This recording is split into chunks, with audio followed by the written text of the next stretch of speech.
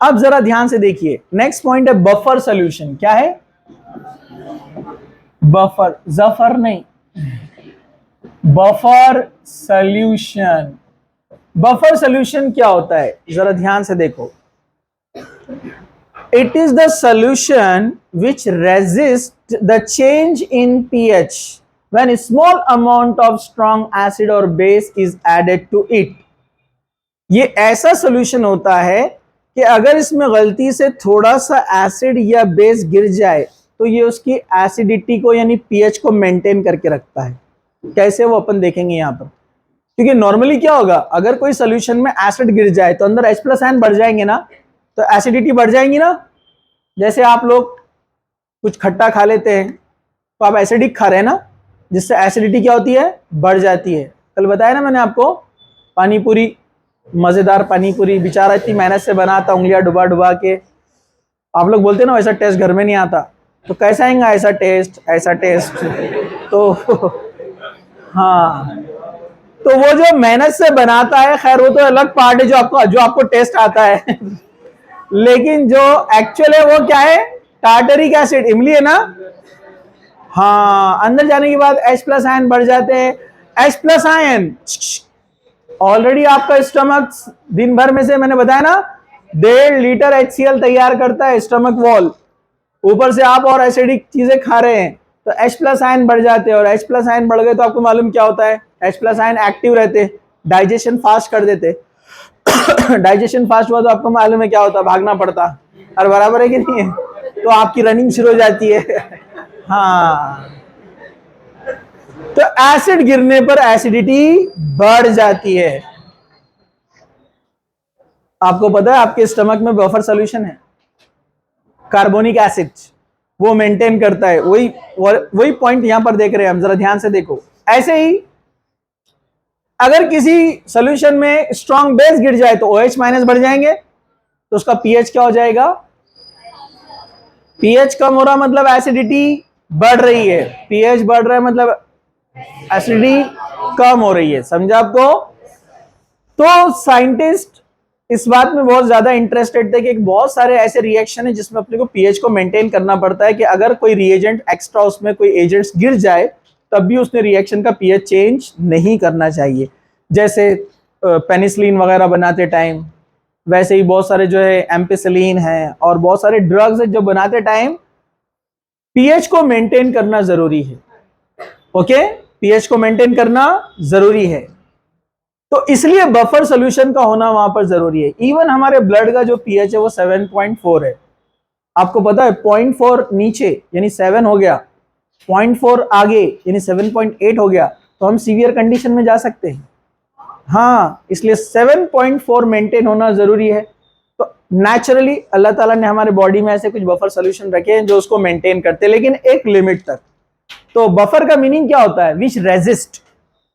जैसे नेपाल को buffer country बोलते हैं कि इंडिया और चाइना का डायरेक्ट टकराव होने से रोकता है वो। ये और बात है क्या, वो भी आंखें दिखा रहा, मजबूत हो गया वो।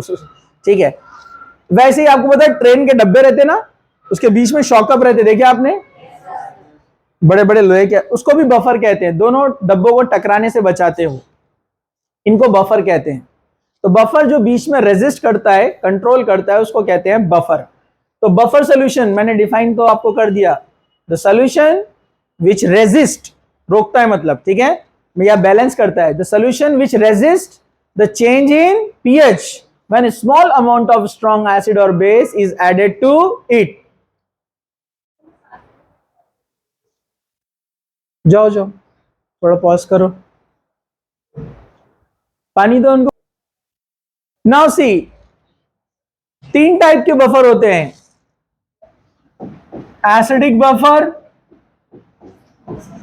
एसिडिक बफर, दूसरा बेसिक बफर, और तीसरा है सिंगल सॉल्ट बफर। क्या बोलते हैं इसको, सिंगल सॉल्ट बफर। आप कुछ भी नहीं करते इसलिए ध्यान से देखो आप, ठीक है। हाँ,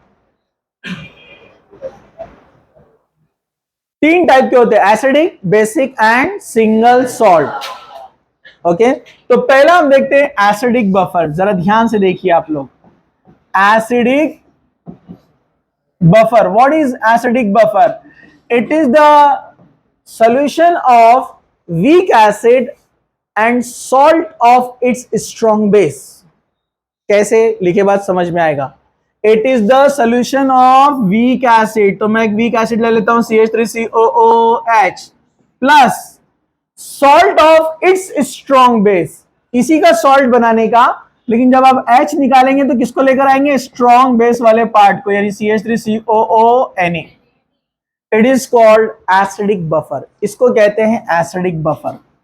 चलिए अब इसका एक्शन जरा ध्यान से देखिए. अगर इन दोनों को आयनिक फॉर्म में लिखना रहा तो हम ऐसे लिखेंगे CH3COOH dissociation, CH3COO minus H plus. चलो इसको लिखेंगे CH3COONA equilibrium, CH3COO minus Na plus. क्या ये बात दुरुस्त है? ये वर्क कैसे करता है? जैसे for example small amount of acid इसमें गिर गया, स्मॉल अमाउंट ऑफ एसिड इसमें गिर गया, यानी H प्लस आयन गिर गए. एसिड में H प्लस आयन होते हैं, तो H प्लस आयन इसमें आ गया. तो जब H प्लस आयन इसके अंदर आते हैं ना, तो ये रिएक्शन करता है with negative ions. Negative ions के साथ में क्या करता है वो? पॉज करो. चलिए स्मॉल अमाउंट ऑफ एसिड यानी H प्लस आयन इसमें गिर गया, तो यहां पर निगेटिव आयन के साथ ये इजीली रिएक्शन कर सकता है. CH3COO माइनस और अंदर जो H प्लस गिरा है ये इसको न्यूट्रलाइज करके क्या बना देगा? CH3COOH. कुछ गलत हुआ? यस, इसमें गलत हुआ. हम इसको फिर से वापस लिखते हैं. जरा ध्यान से देखो, यहां पर जो है न्यूट्रल मॉलिक्यूल यानी कौन आने वाला है? CH3COOH आएगा. और इसमें क्या गिरा है? H प्लस आयन गिरा है ना, तो अपन पहले सही थे ना, ये माइनस और ये कौन है? H plus. तो क्या बना देगा ये? CH3COOH. अनडिसोसिएटेड फॉर्म में चला जाएगा. जब अनडिसोसिएटेड फॉर्म में जाएगा तो H प्लस आयन इंक्रीज नहीं हुए. जब H प्लस आयन इंक्रीज नहीं हुए तो एसिडिटी बढ़ेगी नहीं, pH कम होगा नहीं. एसिडिटी बढ़ेगी मतलब pH कम होने की बात होती है. समझा आपको? चलिए अगर स्मॉल अमाउंट ऑफ बेस इसमें गिर जाता है, ये एसिड था, अगर स्मॉल अमाउंट ऑफ बेस इसमें गिर जाता है OH माइनस, तो इसका न्यूट्रल मॉलिक्यूल आता है CH3COOH plus OH minus OH and H क्या बनाता है? H2O. तो यहां पर ये बनेगा acetate ion CH3COO minus and H2O. तो अगेन न्यूट्रल H2O बन गया. फिर एसिडिटी ना बढ़ेगी ना घटेगी. समझा आपको? तो इस तरह से ये रेजिस्ट करता है. चलो हम आगे बढ़ते हैं. अगर हमने लिया बफर सॉल्यूशन ऑफ बेस, जिसको क्या बोलेंगे अपन? Basic buffer. अब हम यूज कर रहे हैं बेसिक बफर. बेसिक बफर जरा ध्यान से देखो. जैसे ये क्या था? Weak acid and salt of its strong base. तो ये क्या बनेगा? Weak base NH4OH weak base and salt of its strong acid. Salt of its strong acid यानी हम लेंगे NH4Cl. चलो अब उसको आयनिक फॉर्म में लिखते हैं. अब ये वाला तो नहीं चमक रहा है ना, देखो ना इधर, मेरे को मत देखो, इधर देखो. हाँ चलो अब सब लोग, मेजॉरिटी की, कुछ मेजॉरिटी नहीं, कुछ बच्चों की नजर मेरे पे रहती, सर कब पलटेंगे और कब मैं ऐसे बात करूंगा, मालूम है ना आपको? तो टीचर को इधर 2 आंखें, इधर 1 आंख होती है, तो ये एक्सपीरियंस वाली आंख होती है.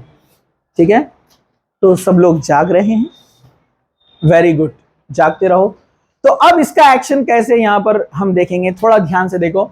अगर इसमें पहले आयनिक फॉर्म में लिख देते हैं NH4OH gives NH4 plus plus OH minus. Okay NH4Cl, बोलो बोलो, NH4 plus plus Cl minus. जैसे इसका निगेटिव आयन H प्लस को न्यूट्रलाइज करता है ना, तो इसका पॉजिटिव आयन OH को न्यूट्रलाइज करेगा. समझा? सरकारी दफ्तर की बेल बज रही है, थोड़ा इधर देखो. हाँ सब लोग देख रहे हैं. जैसे यहां पर इसका निगेटिव आयन एसिड को न्यूट्रलाइज करता है, इसका निगेटिव आयन बेस को न्यूट्रलाइज करेगा. अगर स्मॉल अमाउंट ऑफ बेस इसमें गिर जाता है यानी OH माइनस, तो कौन आएगा NH4 प्लस, तो क्या बनाएगा NH4OH, मतलब neutral molecule, no effect on acidity और बेसिसिटी। जिस तरह H प्लस आयन एसिडिटी को बढ़ाता है वैसे OH माइनस बेसिसिटी को बढ़ाता है।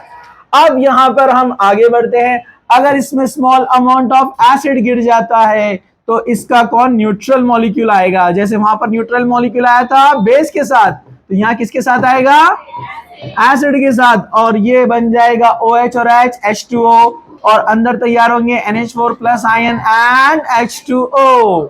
तो NH4 प्लस आयन कोई इफेक्ट नहीं करने वाले एसिडिटी पर, समझा? कुछ मुश्किल? चलिए आगे बढ़ते हैं। सिंगल सॉल्ट बफर क्या होता है, जरा ध्यान से देखिए आप लोग। Single salt buffer, single salt buffer होता है, it is the salt of weak acid and weak base. Direct single रहता है ये, अकेला। क्या बनाएगा CH3, क्या बनाएगा बोलो बोलो, CH3COO माइनस NH4 प्लस, इसको कहते हैं single salt buffer. Single salt buffer, ये बहुत आसान है। अगर इसमें एसिड गिरा, अगर आपने इसमें एसिड डाला है, एसिड H प्लस आयन, तो इसका कौन सा पार्ट आएगा, H प्लस के साथ कौन आएगा negative, CH3COO minus H plus CH3COOH neutral. अगर इसमें बेस गिर जाता है, बेस, तो कौन आएगा NH4 plus plus OH minus, क्या बनाएगा NH4OH अनआयनाइज्ड न्यूट्रल मॉलिक्यूल। तो कंट्रोल करेगा एसिडिटी बेसिडिटी को, समझा? कुछ मुश्किल? नो मुश्किल? ओके, पुढे जायचं, इसको स्टॉप करो।